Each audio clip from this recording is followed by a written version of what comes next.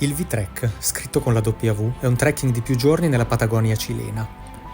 Si svolge nel Parque Nacional Torres del Paine, raggiungibile in bus in poche ore da El Calafate, in Argentina. È molto famoso in quanto si tratta dell'unica opportunità di fare un true hike attrezzato in questa regione. Deve il suo nome alla forma del percorso e prevede 4 o più giorni tra laghi, ghiacciai e viste incredibili.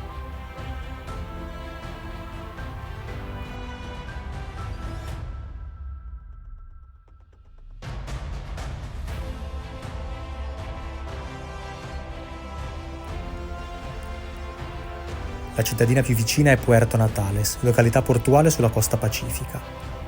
Da qui, in un paio d'ore, si arriva all'ingresso del parco. Si è veramente isolati, no internet, no negozi e le sole comodità sono situate nei pochi refugios che si incontrano lungo la strada.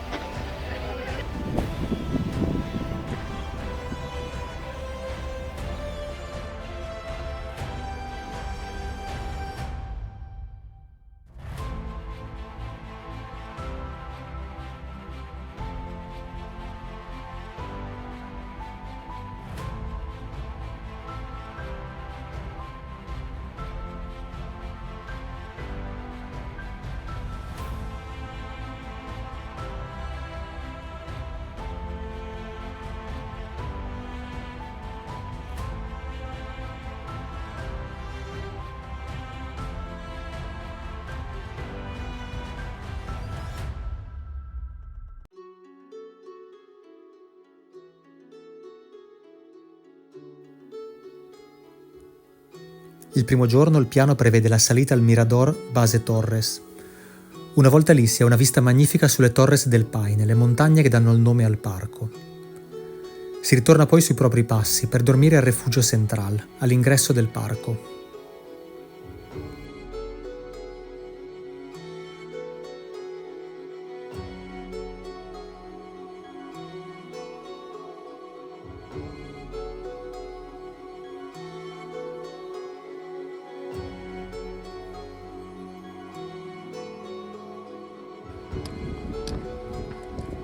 Hola! La salita non è complessa, ma è lunga ed affollata.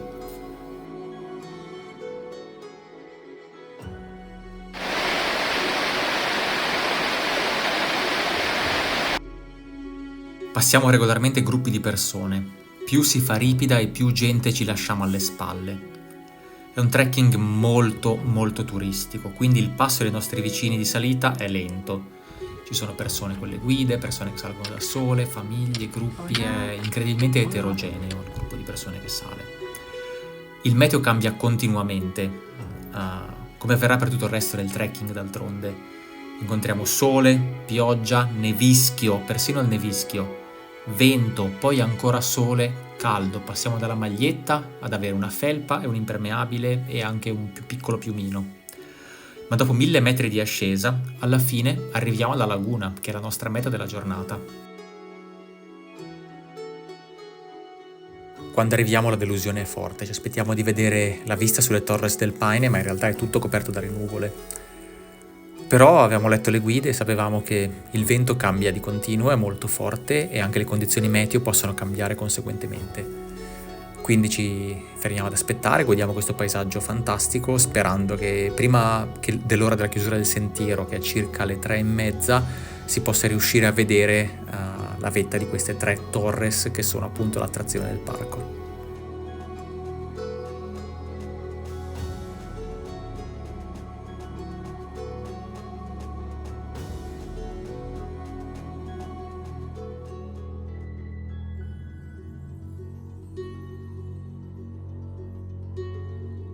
Il miracolo alla fine avviene, noi aspettiamo pazienti, ci prendiamo il nostro vento, ma arriva il bel tempo, il vento scaccia le nuvole e riusciamo a vedere le Torres del Paine. Non ci speravamo, ma succede, siamo felicissimi, ce lo godiamo, respiriamo a fondo, siamo proprio contenti di quello che vediamo e scendiamo. E lì ancora incontriamo un sacco di gente, non ci aspettiamo questo turismo di massa. È veramente un'autostrada quel sentiero in discesa, è difficile sorpassare le persone. E poi ad un certo punto ci lasciamo alle spalle tutti i turisti, la discesa scorre felice finché non arriva un vento fortissimo e lì capiamo che il vento sta cambiando e sarà una cosa che sarà un po' la nostra avventura nei giorni successivi.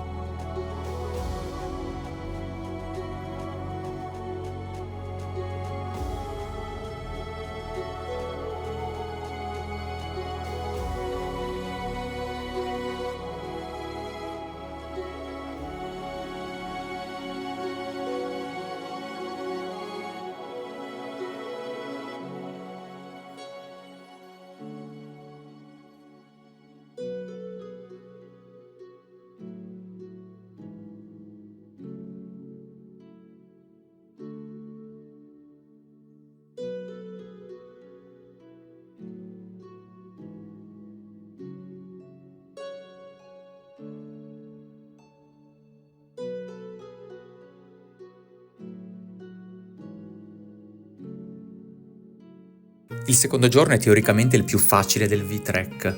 Bisogna muoversi lungo la costa di uno dei laghi più grandi della zona, dal rifugio Central al rifugio Frances.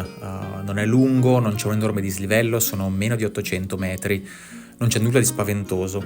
Eppure noi ci svegliamo al mattino e c'è la neve intorno a noi, la neve anche a bassa quota.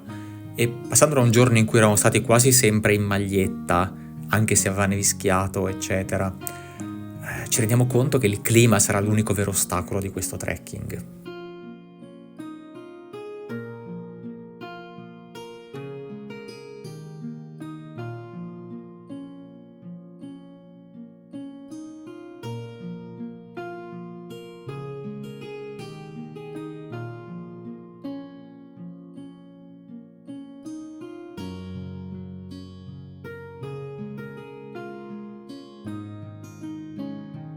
In realtà, anche se semplice, il percorso è bellissimo. Passare sulla costa di questo lago, vedere un sacco di spiagge, vista sull'acqua, vista su altre colline, un verde molto intenso è una cosa per me meravigliosa. La cosa strana è questo clima che cambia continuamente, questo freddo, questo caldo, questa nostra incapacità da europei abituati a un clima temperato di prevedere cosa avverrà nelle prossime ore. Ad esempio, quando arriviamo sulla spiaggia siamo scioccati dal fatto che un lago senza emissari, per colpa del vento, abbia delle onde così alte, un clima così intenso.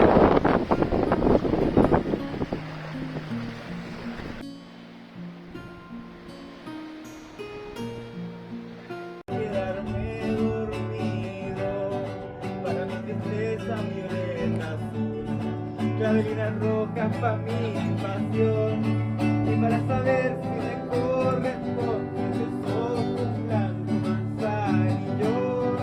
Si me quieres mucho, poquito, nada, tranquilo queda mi corazón. Passiamo la notte al campo Frances, che è un insieme di domes, di cupole di tela dentro a cui ci sono i letti a castello. È un ambiente meraviglioso. E siamo pronti al mattino per partire per la nostra giornata, che sarà molto intensa. Dovremo salire a vedere 2 miradores, ovvero 2 punti da cui si vede il ghiacciaio.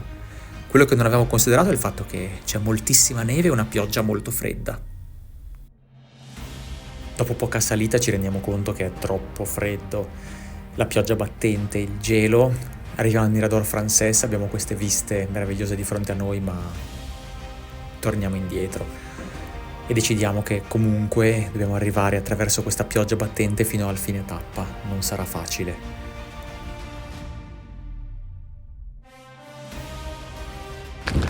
Hola!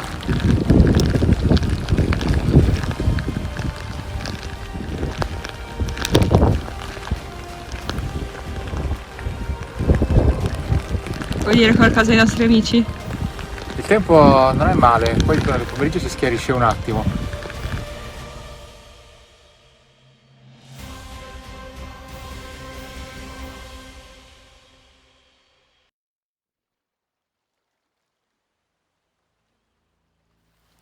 La nostra ultima sera nel parco si svolge al rifugio Paine Grande.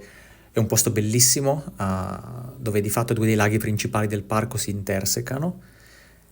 Ma quando arriviamo non riusciamo a pensare a quanto è bello il paesaggio, ci focalizziamo sull'asciugare tutto quello che abbiamo. Siamo veramente fradici, c'è un sacco di gente nel rifugio ed è una lotta per trovare un posto di fronte alla stufa. Per colpa di una prenotazione sbagliata, il nostro ultimo giorno prevede una sveglia prestissimo, tipo alle 6 di mattina, una colazione abbondante e poi 10 km di camminata attraversando le montagne dietro al rifugio Paine Grande per arrivare alla fine, all'approdo del lago Grey, dove intorno alle 10 di mattina ci aspetta il traghetto che ci farà fare il giro panoramico di fronte al ghiacciaio. È un percorso molto sfidante, ma siamo sicuri di farcela.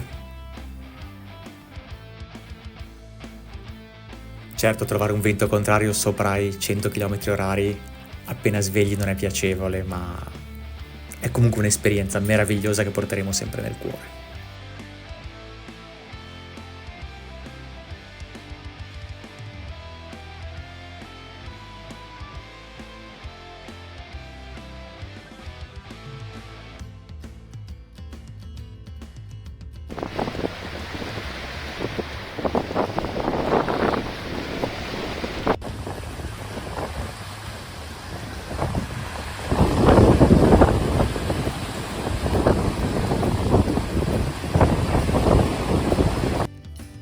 Arrivati all'approdo ci aspetta un traghetto che ci farà fare un giro panoramico del ghiacciaio. Siamo un po' scettici all'inizio perché sembra una cosa un po' turistica, ma una volta che siamo a bordo capiamo l'immensità di quello che abbiamo davanti e siamo entusiasti di averlo fatto. Ya tenemos la aprobación del capitán para poder salir a la cubierta principal o la cubierta superior. Les recuerdo por favor el curso correcto del chaleco.